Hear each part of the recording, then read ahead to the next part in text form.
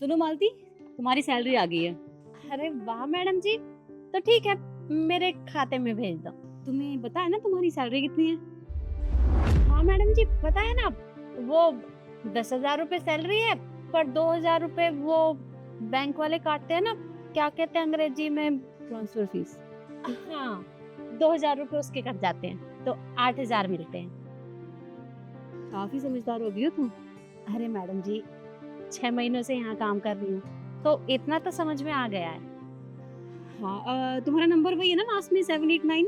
हाँ हाँ मैडम जी, वही नंबर है। ठीक है, तो मैं तुम्हें पूरे 8,000 रुपये कर देती हूँ। ये देखो हो गए। वो मैडम जी, ये तो अंग्रेजी में है, मुझे अंग्रेजी नहीं आती ना, पढ़ी लिखी नहीं हूँ, हो ही गई होगी। हाँ ठीक है, मैंने कर दिया है। ठीक है, तुम करो काम फिर, है ना? जी मैडम।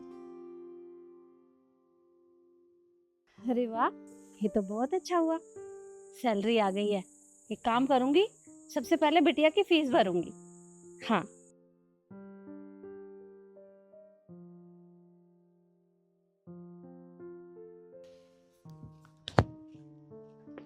मालती, ये तुम क्या बड़बड़ा रही हो? अरे कुछ नहीं साहब जी, वो आज मेरी सैलरी आई है, तो बस सोच रही थी कि सबसे पहले अपनी बिटिया की फीस भर दूं। अच्छा, चलो ये तो बहुत अच्छी बात है। वैसे कितनी सैलरी मिलती है तुम्हें? साहब जी, 8,000 रुपये, क्योंकि वो 2,000 रुपये तो वो बैंक वाले काट लेते हैं ना, और जो सैलरी भेजते हैं, तो ट्रांसफर फीस? हाँ, 2,000 रुपये उसके कट जाते हैं, तो 8,000 रुपये आती है। अच्छा, तो आपको 8,000 रुपये मिलते हैं? हाँ साहब जी, पर आप ये सब क्यों पूछ रहे हैं? नहीं, बस ऐसे ही। खैर कोई बात नहीं, तुम अपना काम करो, मैं ऑफिस में जाता हूँ। जी साहब।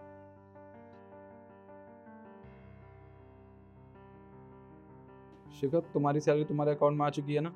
हाँ सर, एक्चुअली आ तो गई है बट पूरी नहीं आई है। आपने 10,000 रुपये कम दिए हैं, मैं बताने वाली थी। अच्छा वो आपने पूछ लिया। वो एक्चुअली शिखा, 10,000 रुपये कम नहीं दिए, 10,000 रुपये ट्रांसफर फीस लगी है। तुम्हारी सैलरी मैंने पूरी दी है। सर ये कौन सी फीस है? आज से पहले तो कभी इसका जिक्र नहीं हुआ, और अगर ऐसा कुछ करना था तो आपको पहले इन्फॉर्म करना चाहिए था ना। शिखा, क्या इन्फॉर्म करता तुम? ये रूल मैंने आज से कंपनी में बनाया है, और स्पेशल जो एम्प्लॉय मुझे अच्छे लगते हैं सिर्फ उनके लिए है। वो क्या है कि तुम भी तो मालती जी के पैसे काटती हो ना हर महीने, 2,000 रुपये ट्रांसफ़र फीस के नाम से, जबकि उनकी सैलरी 15,000 रुपये है। 5,000 रुपये तुम वहाँ से अपने पास रख लेती हो, और 2,000 रुपये ट्रांसफ़र फीस के नाम से काट लेती हो उनकी सैलरी में से। इसका मतलब उन्हें 8,000 रुपये मिलते हैं। तो मैंने सोचा कि क्यों ना तुम्हारी सैलरी में से 10,000 रुपये काट लूँ। 50,000 सैलरी है ना तुम्हारी, अगर 10,000 ट्रांसफ़र फीस काट भी लूँगा तो क्या फ़र्क पड़ता है उससे?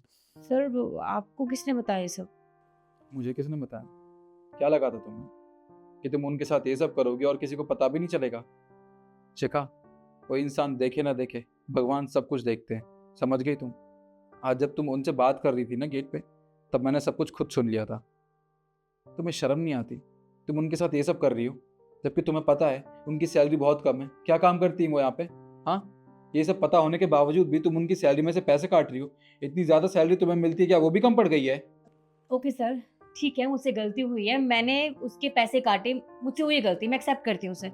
लेकिन सर आपने बहुत सारे पैसे काट लिए सर, मैंने थोड़े से पैसे काटे हैं, मेरा विश्वास कीजिए। और जो काटे हैं वापस भी कर दूंगी सर, पक्का। नहीं, मैं तुम्हें माफ़ नहीं कर सकता। और जिसके साथ तुमने ये सब किया है ना, उसे भी पता होना चाहिए कि उनके साथ क्या हो रहा है। मालती जी, मालती जी अंदर आइए आप। कि सर मैं झूठ नहीं बोल रही हूँ, मैं पैसे वापस कर।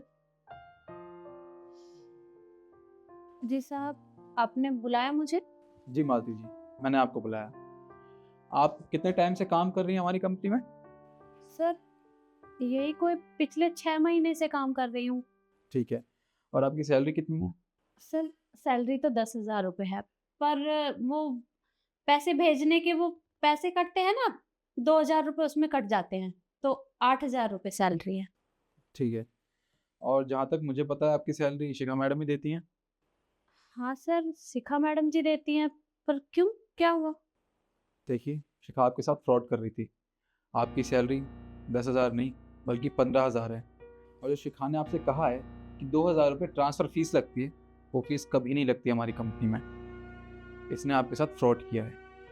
अरे नहीं नहीं सर, आप ये कैसी बातें कर रहे हैं? पिछले 6 महीनों से मुझे 8,000 रुपए मिलते हैं, क्योंकि 2,000 रुपए तो भेजने के कट जाते हैं, और आप कह रहे हैं कि 15,000 सैलरी है मेरी। ऐसा कैसे हो सकता है? जी हाँ, आपकी सैलरी 15,000 रुपये है और शिखा आपके साथ धोखा कर रही थी। वो पैसे शिखा अपने पास रख रही थी। आप ही पूछिए इससे क्यों किया इसने ऐसा। शिखा मैडम जी, ये सर क्या कह रहे हैं? मेरी सैलरी 15,000 है और आप तो मुझे कुल 8,000 रुपए देती हैं। इसका मतलब पिछले 6 महीनों से आप मेरे 7,000 रुपए काट रही हैं। क्यों? देखिए मैडम जी, महंगाई बहुत है और मेरी सैलरी ही कितनी है, बड़ी मुश्किल से घर का गुजारा कर पाती हूँ। बच्चों की फीस देनी होती है, साग सब्जी इतनी महंगी हो गई है, दूध इतना महंगा हो गया है, बिजली का बिल, क्या क्या खर्चे नहीं होते घर में। और उसके बाद भी आपने मेरे पैसे काट लिए। आपको तो अच्छी खासी सैलरी मिलती है, फिर आप हम गरीबों के साथ ऐसा क्यों करती हैं? अरे क्यों किया आपने ऐसा? क्या बिगाड़ा मैंने आपका?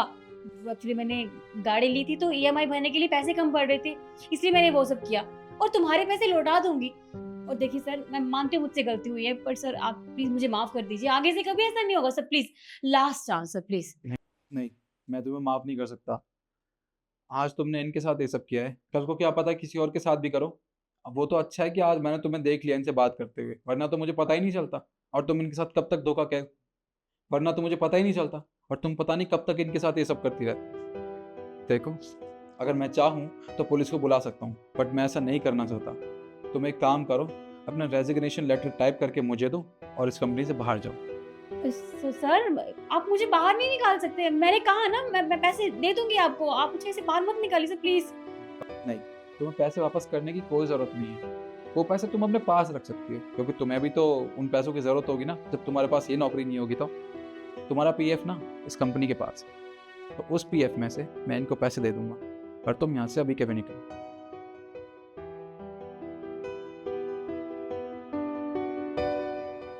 देखिए मालती जी, जो कुछ सिखाने किया उसकी तरफ से मैं आपसे माफ़ी मांगता हूँ। देखिए मालती जी, शिखा की तरफ से मैं आपसे माफ़ी मांगता हूँ, और शिखा ने जो भी धोखे से आपके जितने भी पैसे अपने पास रखे थे ना, वो सारे पैसे मैं उसके पीएफ अकाउंट से आपके अकाउंट में डलवा दूंगा। नहीं नहीं सर, आप माफी मत मांगिए, इसमें आपकी कोई गलती नहीं है। सारी गलती तो शिखा मैडम जी की थी, फिर आप मुझसे माफी क्यों मांग रहे हैं? पर सर, उन्होंने जो भी किया बहुत गलत किया। इससे मुझे एक बात तो समझ में आ गई है कि इंसान का पढ़ा लिखा होना बहुत ज़रूरी होता है, क्योंकि अनपढ़ लोगों को तो कोई भी बेवकूफ़ बना देता है। मैं अपने बच्चों को बहुत पढ़ाऊंगी, जिससे जैसे मुझे बेवकूफ़ बनाया उन्हें कोई ना बना सके। कोई बात नहीं साहब, मुझे आपसे कोई शिकायत नहीं है। जी मालती जी, अब आप एक काम कीजिए, आप जाइए और अपना काम कीजिए। जी साहब, आपका बहुत बहुत धन्यवाद।